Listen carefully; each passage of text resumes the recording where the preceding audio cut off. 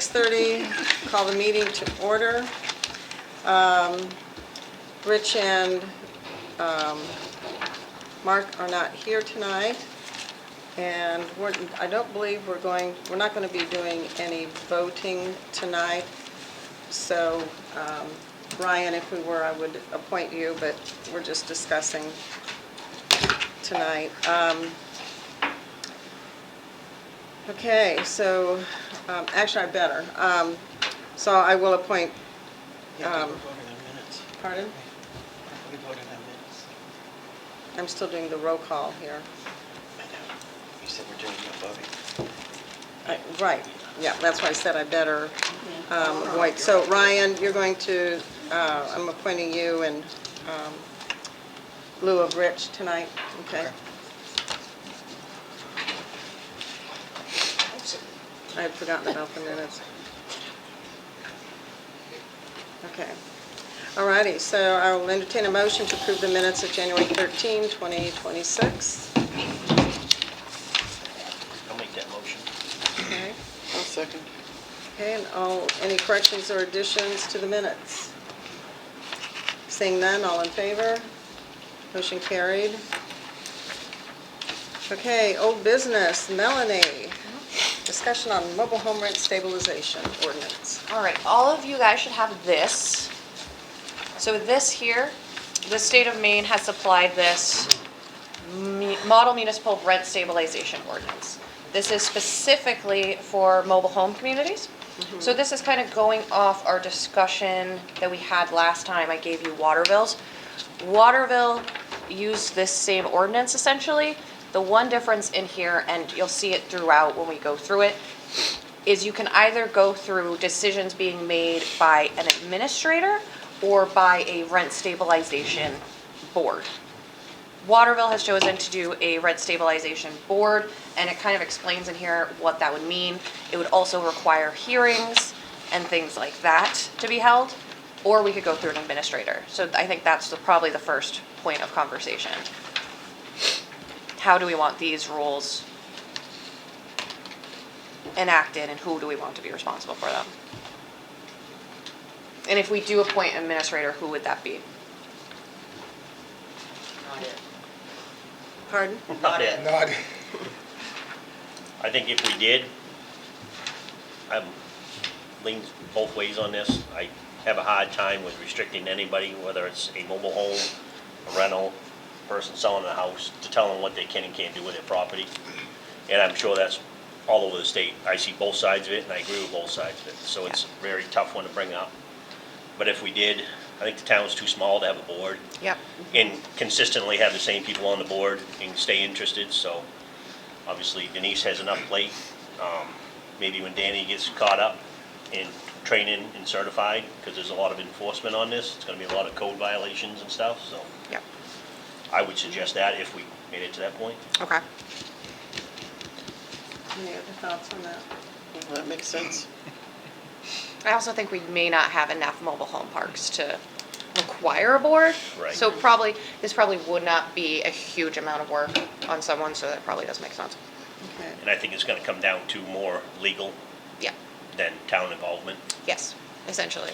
So where did you see on this about the administrator versus the board? So if you go through it, and we can go through it essentially. So if you're Yes. on the first page, you see the definitions for administrator. Yes. So that's the municipal official responsible for it. And then if you continue, the last definition is rent stabilization board. Oh, there it is, okay.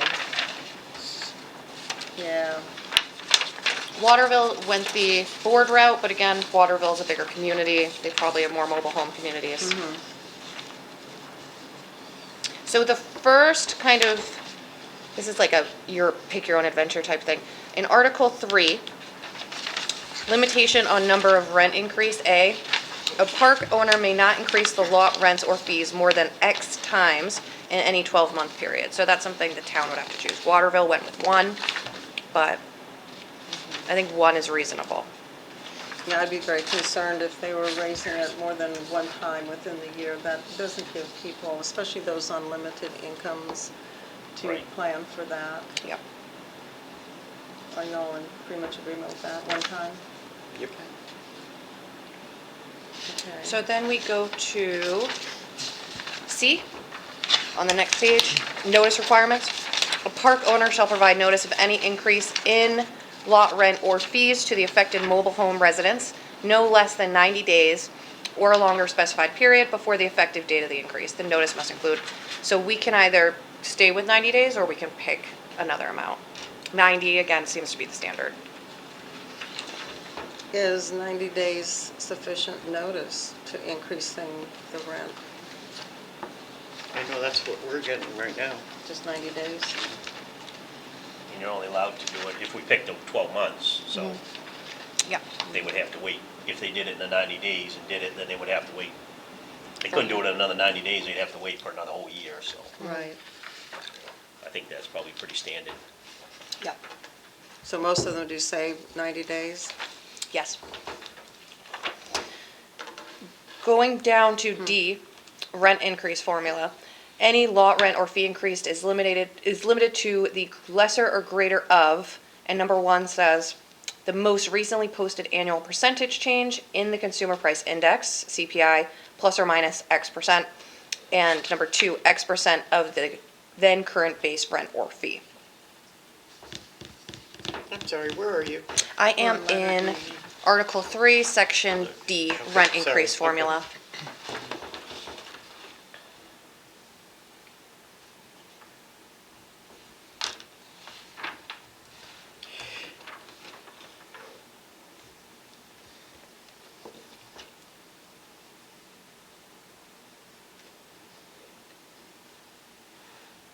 Is there a formula already in place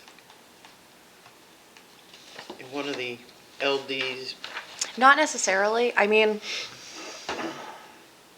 not as far as this is concerned. Okay. I'm pulling up the water bills right now to see what they have for this formula, but it's taking its sweet time. Here we go. So they currently have, where is it?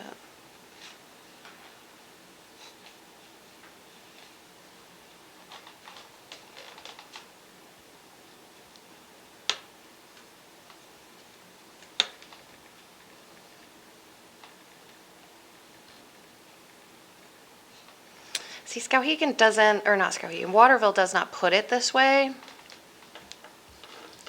They don't have a formula specifically in there. So how do they limit, or they don't limit the fee increase? They do it through the rent stabilization board. So essentially, a rent stabilization board is created to hear requests by park owners for lot rental and fee increases that exceed the most recently posted cost of living increase for Social Security recipients. So they do theirs based off of that. So if you have a year there's a crazy amount of cost of living increase, they can just, because I was thinking this number must be around 5 or 10% max, right? What if there's a year where there's 25% hike? That means they can just go along with that? Essentially, I hope I'm alive to see that. That sounds kind of crazy. yeah. Social Security? What's your 25% increase What was your percent increase, do you know? for the rent or for my Social Security? No. For the rent. rent right now. Did they just give you a figure, no? They gave me a figure. They didn't. I was just thinking about this. I'll have to look at the, I scanned all my letters from them, and I could have sworn they used a formula. Okay. So I'll have to look at that and get it to you. If you don't mind, I think that would be helpful in determining this. I know it went up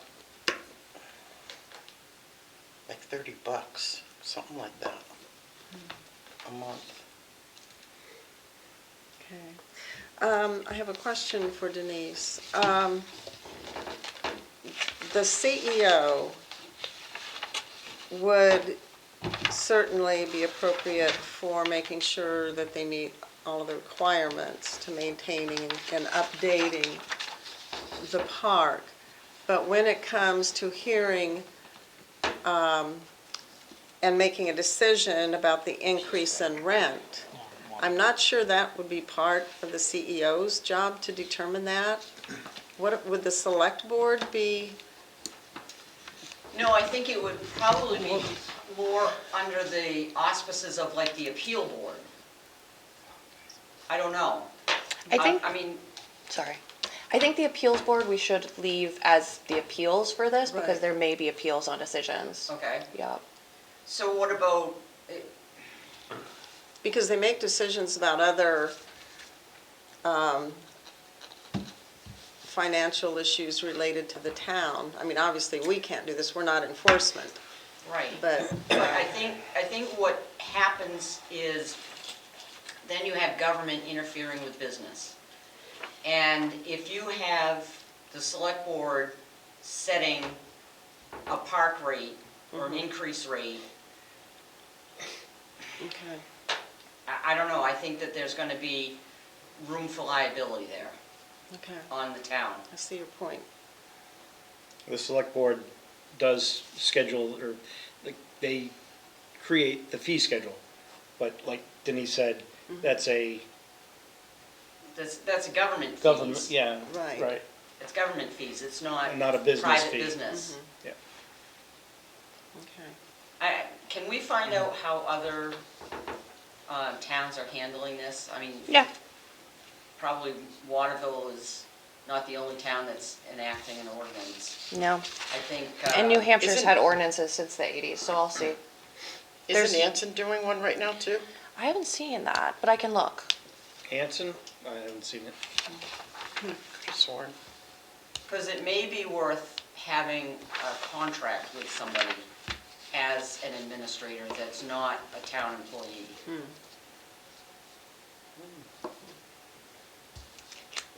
And then that person could possibly represent multiple towns.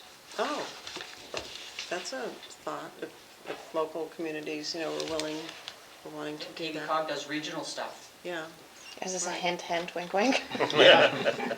Really? Tell me about it. Yeah. But if you set the percentage in there, if we were to draft an ordinance, say, same thing, no more than the cost of living for social security, people on social security, then Yeah. that's set. So there wouldn't be any discussion of, they could go up to that, but they couldn't go over right. Yeah. unless they filed with the appeals board Right, to bring it up. yep. Yeah. That makes sense. I think the main purpose of the administrator is when there's a greater rent increase, they essentially have to justify it in a petition to the administrator. Right. And then at that point, they can then go to the Board of Appeals. So I think leaving it that way makes sense. Besides that, So, well, back to this Okay. administrator, is that something that KV Cog would be interested in having could- somebody represent, creating, I don't know how that works, a position that would represent various towns, or? I could look into it. I also wonder if this isn't something we could do on a county level, have a county board that would do this? Let me look into options. Get Tim involved. Yeah, That's what I'm thinking. So, I know there are some counties that do other boards similar like that. There's even a county appeals boards in some counties. Let me see. I'm sure it That's a goes good by the idea. size of the town too. Yep. I mean, we have a full-time code enforcement officer, it's pretty safe, we have one basically trailer park. Exactly. Yeah. and I'm sure those other towns that are small that have trailer parks would, certainly, I don't know if they're going through this and interested in having these kinds of programs, but it Conversations. certainly would protect people, getting ahead of the problem, Oh, yeah. so. okay. So that's pretty much it. I'll come back next time with some suggestions for the equation. For the what? For the formula. And also, I'll look in to see what other towns are doing as far as administration work. I'll have a conversation with my boss too, and Tim, just to see if there's any interest in doing this in a regional level. All right. So that's pretty much all I have on that. Is there any additional thoughts? 'Cause it's nice to know what Waterville's doing, but they're so much larger than we are, Yeah. and, I'm curious if other towns, small towns are doing this. But I know that's been an issue across the state with some of these, how many trailer parks does that company have? 5? They have 5 that are, they're selling at this point. that's in that sale So, I mean, those, for 6 million. We have two parks here in Madison that I know of. Yeah, but one's One's a really private not. owner that, isn't he trying to sell, you said? And stuff, how many trailers are in that park? Yeah, I think he has 23 lots. Are there that many? Yeah, Well, yeah, they're 6 and they're feet not apart. really, it wasn't designed as a trailer park. No. It was, when they were redoing the mill, they had trailers there for the workers. And then they sold the lot, and then someone said, oh, wow, there's trailers here. We'll just move in some trailers, and not the little trailers either. They put in some pretty big ones, and encroached on other people's property. Some so of them was are very, there very even, close. of course, Yeah, that was a long, Within a couple feet. The backs, yeah. Yeah. There's like, you could drive a car in between and you probably could almost open the door and hit some of the other trailers. Oh my gosh. Yeah, they're very close. so that apparently did not come before the planning board back then, or was that even, Oh, that was in the 70s. oh, in the 70s, okay, that would make 80s. sense. 82, they, 80, yeah, Chimbro come like- redid the mill. right. They did that for temporary housing for the workers that traveled in. And then when they left, somebody bought it. Nobody was on top of it, and there we have it. And those trailers are 45 years old with wear and tear that's not been kept up. There is a new program by the state that is replacing trailers older than 1975. Older than what? I think it's 1975, but I'll check and I'll get information next time. Okay. Just as a reminder, the state is coming out with more and more programs for mobile home communities. I'll remind you guys of the one I mentioned last time. The state has approved $8 million in funding. $5 million has been released in order for communities to actively buy. So community residents to buy the mobile home community. It's essentially acting as a revolving fund. So it's an option, but just throwing that out there. So right now, there's nothing, that trailer park is grandfathered in then? They don't have to meet any, Oh, no, the state does inspect them. okay. But in terms of our ordinances, we don't have an ordinance for trailer parks. Okay. All righty. Well, I let's- accompanied, oh crap, what was her name? She was from manufactured housing, Maine Manufactured Housing in with the state. I accompanied her with, what was his name? Nate Weston showed up, and surprisingly, he was very pleasant that day. okay. Got lucky. Yeah. But don't they have to now go through site review if they want to develop a housing, right? If there needs to be, if someone wants to come in and develop a new trailer park, they'd have to go through site review. Yes. Absolutely. Probably subdivision. Yeah, You think subdivision? yep. Generally, yeah, if they're breaking Yeah, it into that would more make than 5 sense. lots. 5 lots in a Yeah. 5-year period, they'd be Yeah. a subdivision. Right. Yeah. So, and of course, those can't be applied retroactively to that part, so, On your Okay. exam.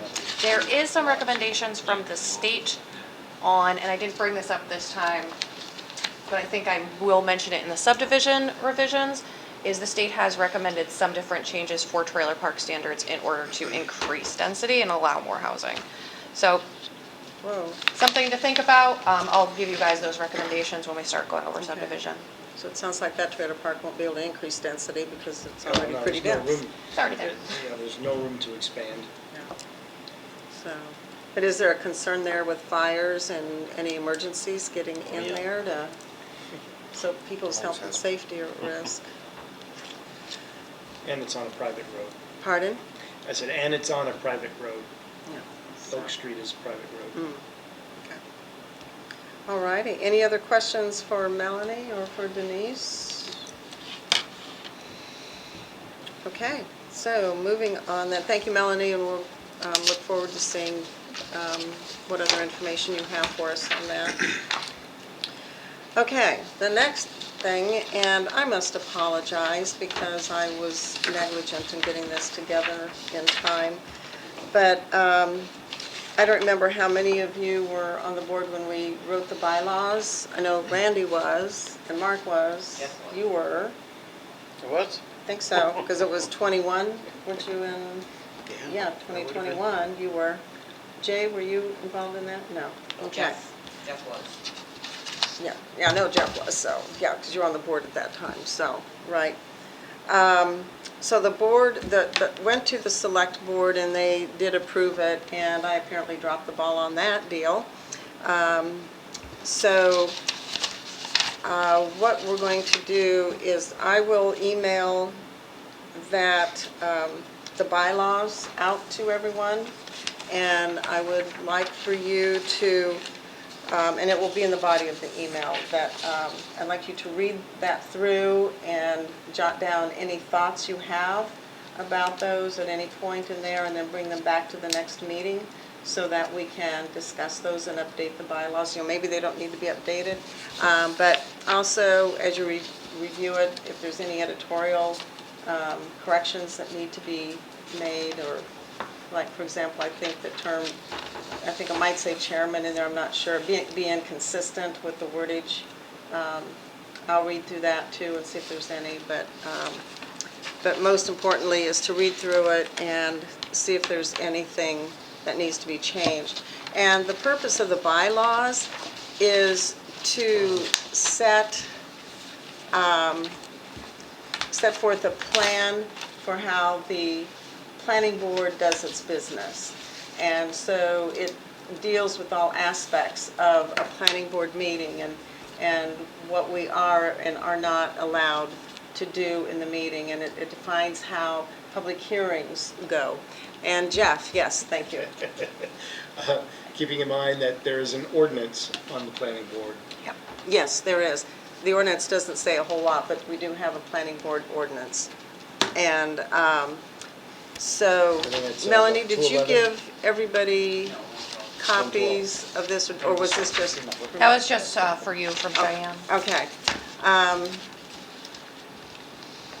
The ordinance is chapter 12, chapter 112, and you should have that in your notebooks. You copied these off, I believe, so you should have that in your notebook.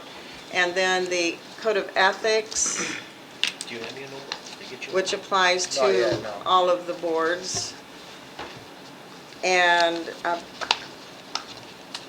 did Ryan get a notebook? Ryan never got a book because it never got taken back Okay, so, from his predecessor. And I asked Don Skillings today if he had his, and he said he didn't have it, so. And So these I are, don't know if he dropped it off. So we need to print one out for them? yeah, these are bylaws strictly for the planning board, nothing to do with any other boards or anything, right? correct, it's the bylaws for And all strictly our the planning board. ordinances and all the divisions.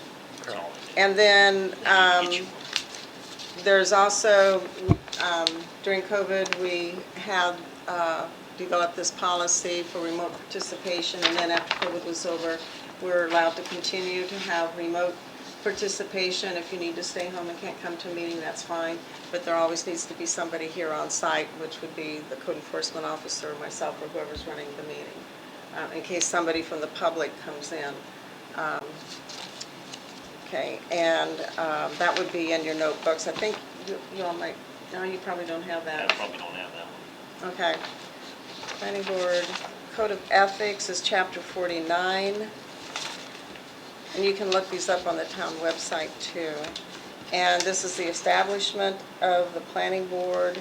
We do have rules and regulations. And so a lot of this is rolled over into,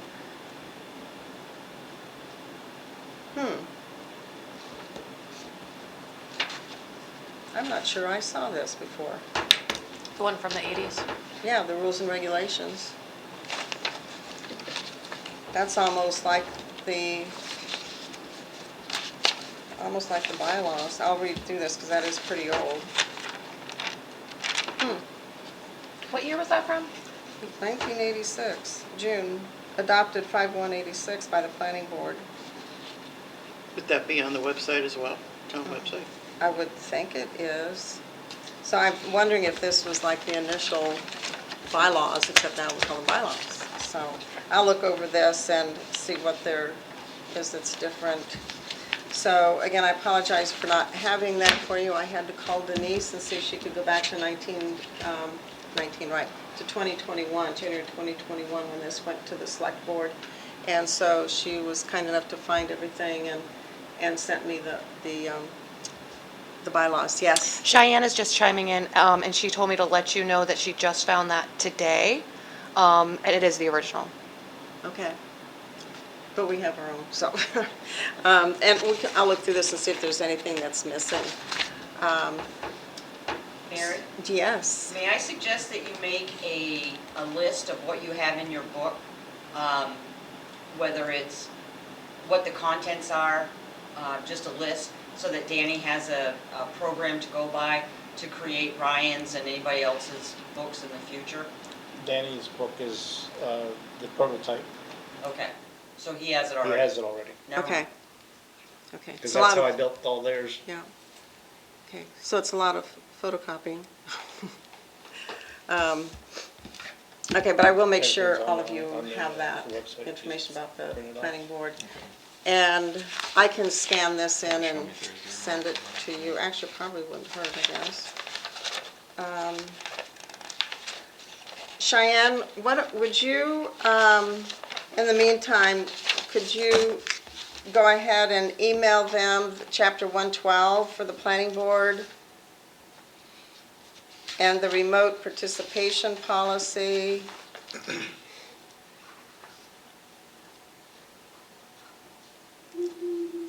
And basically what you sent, what you've printed off for me, the Code of Ethics, Chapter 49, and the establishment of the planning board.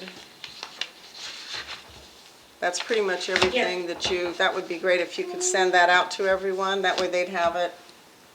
If you could Refer print to. mine off and put it in the folder. Yep. Me, it's scrolling on my phone, it's like, they blow one up, write it, and you shrink it, and go to the next one. Does anyone else want printed copies? What did you say? Does anyone else want printed copies? Okay. Brian, do you need a printed copy, or, No. okay. If it becomes a problem, if I can get things to my iPad, I'm fine. If it's on the iPhone, I have the same problem Jay has. Right, yeah, using an iPhone doesn't work very well, that's for sure, or a mobile phone. Okay, great. So that way you can look at those and have a better understanding of that. So,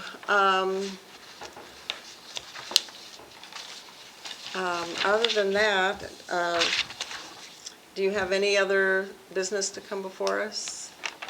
Danny? A reminder, Jeff? real quick, sorry, Danny. Nope, that's all right. We are having our comprehensive plan meeting 2 weeks from tonight at 6:30 right here on the 24th.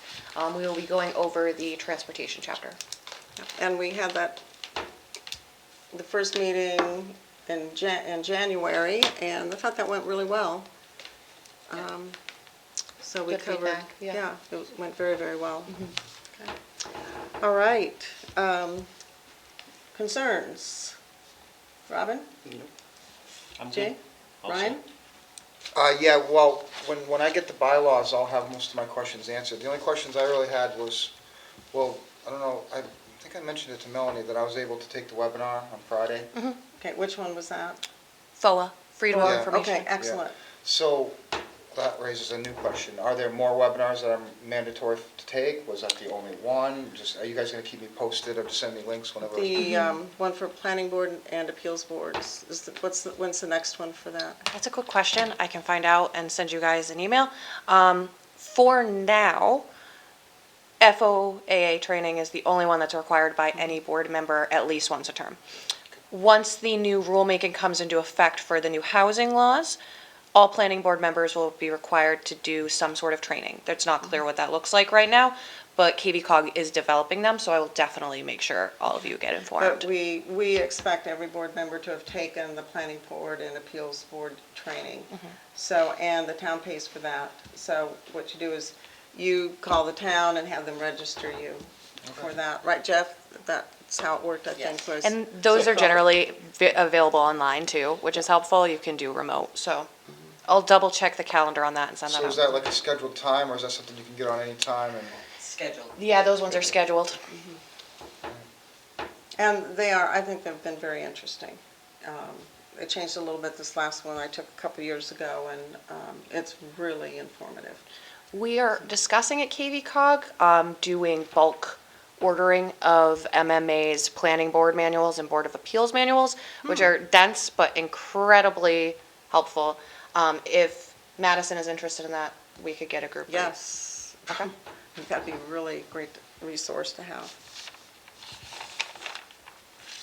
Danny, remember to put that in your budget request. No, I'm serious. Remember to put that in your budget request. I'll send you an email Okay. with Okay. what we think the price may be. Yeah. I didn't realize they were going to charge for it. It'll be cheaper, but Okay, I have nothing else, and Jeff or Danny, do you have anything? There's nothing new really going on. I mean, I have an update on my training if you're interested in that. I did receive my license for plumbing inspector, so I'm moving right along with that. That was 2 tests for that, and then legal issues. The next thing I did, I just did training for the E911 addressing, so I'm able to do that as well. So I've attended some training for LHO also. I just got a certificate for the attendance for that. So moving along, there's a lot to learn. You know, there's a reason why they give me 12 months, I suppose. But I'm mostly getting the ones and focusing on the ones that I need. You know, so we don't need To get rid of anymore. me, But yeah. not trying to really So we get rid can of pay them. for those manuals. Yes. Right. Yeah, Gee, Jeff, so- that's like being replaced by manual, right? Yeah, So, okay, Yeah, excellent. moving right along. that way I get to Studying take every on day. more towns. Yeah. Are you enjoying it, what you learned so far? I am. It's all very interesting to me. So Good. I think I'm in a great position. You know, I got there's so much new to this for me though. So I got a lot to learn still. Oh, yeah. I haven't really attended meetings like this. This is all kind of new. So I'm really just kind of absorbing everything at the moment. So if I'm quiet, it's just I'm trying to take it all in. Basically. When you figure it out, ask Jeff, it'll change. Right. No, he's a good Definitely sponge. you're Good. Yep. Good. that is- And it'll all start to come together And too he's a good as you mentor. move So I on. gotta, you know. Oh, that's, Yeah. Okay. Oh, don't tell him that, you'll get a big head. Okay, Denise, do you have anything you want to add or not? I don't. I want to thank you guys for the work that you do, and I appreciate your volunteerism. I know you get a small stipend, but still you're volunteering your time and energy, and I appreciate the work that the board does. Thank you. Thank you very much. Okay, well, I meeting. have one quick Yes, question. Ryan. So in the time being in between now and when I can read the bylaws, this question was raised in that webinar about somebody asked a question, they said it was a great question, they said, does Maine have a prohibition for board members speaking to each other about matters outside the board meetings? And the answer to that they gave was that there's no FOA restrictions other than basically holding unofficial meetings outside of, right? Right. So like if I have a question to ask somebody, I want to send that to one person rather than send it, because I know that we ran into that last week, right? Oh, yeah. Right. That's the proper channel to do that, right? And Right. would that person want to be Denise, or would that want to be anyone? It would be me initially, and then I would, if I didn't know how to answer that question, then I would forward that on to, depending on what it is, would be either to Denise or to Melanie. Perfect. one, Always start or with your to- chair. or to Always Danny. start with your chair. Well, what if it's something that I don't know which board it would be for? Our Then board? you'd still, Start with your chair. yeah. the mayor can push it forward. Perfect. Thank you. One good strategy too, if you're sending something to an entire board, it's like an informative thing, like a flyer, or scheduling, you can BCC people. So that basically means that anyone responding will not be allowed to reply all. Okay, That gets rid of that accidental thing, which again can be illegal. absolutely. But if you have, just routine questions like a meeting or whatever, then, that's fine. We can all discuss if we're trying to change the date, or if you have a question about remote Like participation. I've asked Jeff that stuff before. Is that still okay? Like, is the meeting still tonight? Like, Yeah. stuff Oh, like yeah. That's that? fine, yeah. Okay. Yeah. And you can call or whatever, so, in fact, if you don't want to email, you can just call me. Okay. So, since I don't work anymore, but, And when Deb's not caught up in all her other duties, she didn't call me and remind me today. which I have to give her It's been a your while, which so. phone number. Let me, Yeah, after yeah, the it's meeting, been a let me while make since sure I've I heard have from your. her. Yeah, Like- I was shocked. I haven't heard from her either. She didn't call you? No. Remind you? She knew you were coming. Yeah, she did, well, I called her, And Deb did too. but nobody needs to call me because Someday I I'm gonna put a know. face with the name. With Deb, Yeah. she's awesome. Huh? She's awesome. She is. She is, as far as I can tell. Yeah, She I wears just a lot don't- of hats. I don't think I've ever, you've seen her if you've been in You, the county. you would know her if you walked in. Okay, the Good luck. meeting is adjourned then at 7:05. Well done.